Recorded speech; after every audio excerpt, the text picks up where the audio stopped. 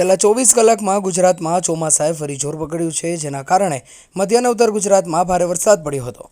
પંચમહાલના હાલોલમાં સૌથી વધુ 10 ઇંચ વરસાદ ખાબક્યો હતો. આ સિવાય મધ્ય ગુજરાતના મોટાભાગના વિસ્તારોમાં મુશળધાર વરસાદ પડ્યો હતો.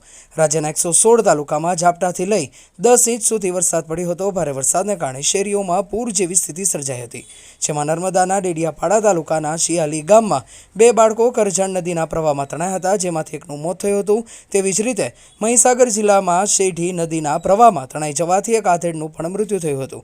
જ્યારે યાત્રાધામ શામળાજીમાં ભારે વરસાદને કારણે ઉદયપુર શામળાજી હાઈવે પર ભેગડો ઘસી પડતા એક તરફનો વાહન વ્યવહાર બંધ કરાયો હતો.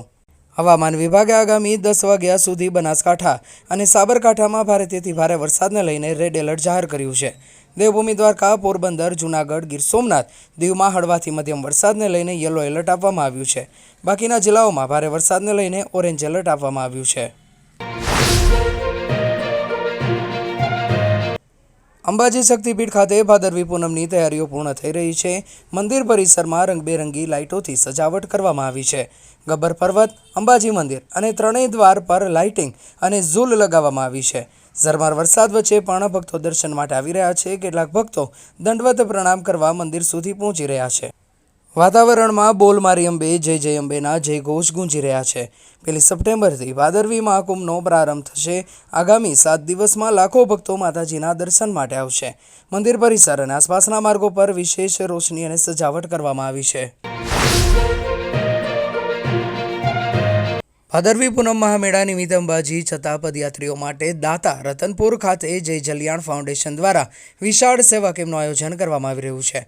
બનાસ દૂધ શીત કેન્દ્રની સામે સ્થાપિત આ કેમ્પમાં 40,000 ફૂટનો વિશાળ સમિયાણો ઊભો કરવામાં આવી રહ્યો છે. કેમ્પમાં પદયાત્રીઓને શુદ્ધ ઘીની બુંદી સાથે ભોજન, આરામ માટે સુવિધા અને મેડિકલ સેવા ઉપલબ્ધ કરાવવામાં આવશે. યાત્રીઓનો થાક દૂર કરવા લાઇવ ઓર્કેસ્ટ્રા સાથે દરરોજ સાંસ્કૃતિક કાર્યક્રમોનું પણ આયોજન કરવામાં આવશે. ભાદરવી પૂનમ મહામેળામાં તારીખ 2 સપ્ટેમ્બરથી 5 સપ્ટેમ્બર 4 દિવસ ચાલનારા આ કેમ્પમાં અંદાજે 2.5 લાખથી વધુ લોકો સેવાનો લાભ લેશે. જય અંબે, જય જલારામ. અંબાજી ભાદરવી પૂનમના પદયાત્રિકો જે દૂર દૂરથી ચાલી અને મા અંબાના દર્શન કરવા જતા હોય છે, એ પદયાત્રિકોની સેવા કરવા માટે વર્ષ 2007થી, એટલે કે આ 18મું વર્ષ છે, અમારે જય જલિયાણ સેવા કેમ્પની સેવાનું. આ સેવા કેમ્પ અમે દાતાના રતનપુર મુકામે કરીએ છીએ. આ સેવા કેમ્પમાં 24 કલાક ભોજન પ્રસાદની અમારે ત્યાં સુવિધા હોય છે, જેના અંદર સવારે રોટલી, શાક, દાળ ભાત, બુંદી, ગાંઠિયા, છાશ, તેમજ સાંજે ખીચડી, કઢી, રોટલી, શાક, બુંદી, ગાંઠિયા અને છાશની સુવિધા અમે પૂરી પાડીએ છીએ. સાથે સાથે આ સેવા કેમ્પમાં 45,000 ફૂટ જેટલો વિશાળ મંડપ અહીંયા બાંધીએ છીએ. વોટરપ્રૂફ હોય છે, જેના અંદર પદયાત્રિકો આરામથી સૂઈ શકે, એમનો થાક ઉતારી શકે એવી વ્યવસ્થા અહીંયા આગળ રૂમમાં કરીએ છીએ. આ સેવા કેમ્પમાં મેડિકલ સુવિધા બી ઉપલબ્ધ હોય છે, જેના અંદર ડૉક્ટરો પણ ખડે પગે સેવા આપતા હોય છે 24 કલાક, જેમાં યાત્રિકોને મેડિકલ સુવિધા બી પૂરી પાડીએ છીએ. આપના માધ્યમથી પદયાત્રિકો, શ્રદ્ધાળુઓને વિનંતી કરું છું કે વધુમાં વધુ આ સેવા કેમ્પનો સેવાનો લાભ લેજો. અને જે રીતે અગાઉ બી લેતા રહે છે, એ રીતે આ સેવા કેમ્પમાં સેવાનો લાભ લઈ અને મા અંબાના તરફ આગળ વધજો. જય અંબે, જય જલારામ.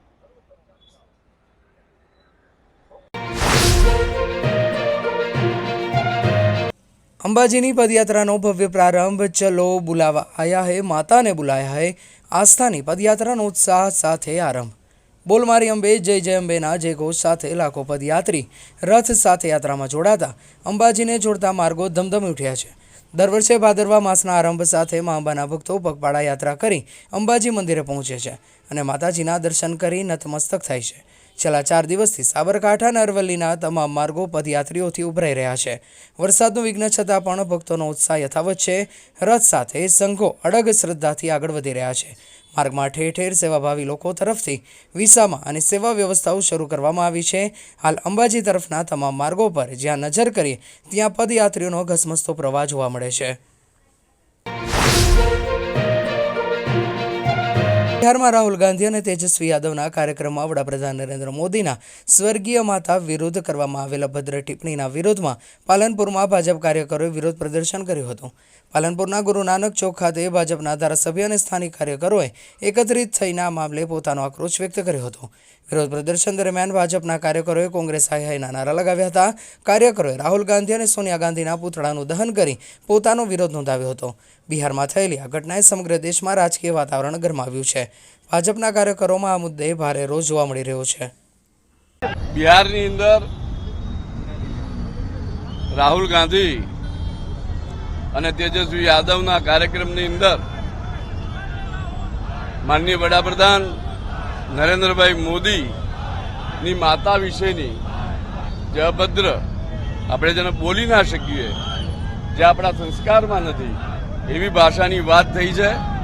અને એના વિરોધની અંદર આજે ભારતીય જનતા પાર્ટી યુવા મોરચાનો આ કાર્યક્રમ હતો, જેની અંદર એનો વિરોધ અને એનો આક્રોશ બંને વ્યક્ત કરવામાં આવ્યા છે.